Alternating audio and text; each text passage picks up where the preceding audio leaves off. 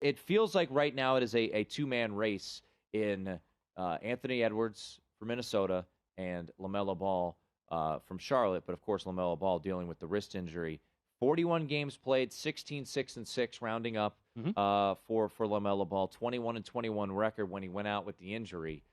What would your advice be for the futures market for Rookie of the Year? So this is what I'm going to do. I'm going to wait until the last moment, and I'm going to bet LaMelo Ball. Okay, like, theoretically, it's my theory, but theoretically, as a guy who is going to be sitting on the sidelines and not playing, his odds can only get worse to win this award, you would think, right? Anthony Edwards goes from a guy who now I wrote this a couple of days ago, so we'll go 12 days ago, was 18-1 to win this award, right?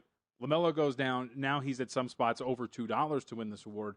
But I think just sitting back and looking at this from the perspective of LaMelo, I think he has done enough to win this. You know, we can bring up examples of Joel Embiid against Malcolm Brogdon, who didn't win it. We can bring up the Zion Williamson, John Morant thing we just saw last year.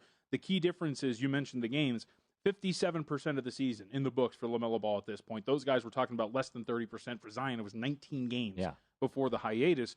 Two guys have won this award in the past. Vince Carter, Patrick Ewing, both won it playing 50 of 82 games. That put them right at 60% of those contests, hovering around the same amount that LaMelo Ball has played. I think he has done enough at this point right now to win this award. And to use a phrase that Gil Alexander used when I was on with him, who else is filling the void, right? Because there's a lot of really solid rookies, but there's not enough to really kind of make this push, right? We're talking about Tyrese Halliburton today, 5 of 6 from three-point range at this point.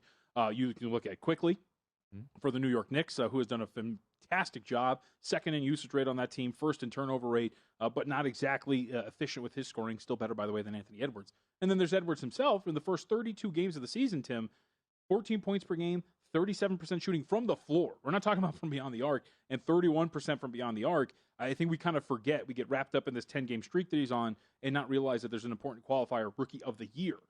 LaMelo's played a majority of the year. I think he's done enough to still win this.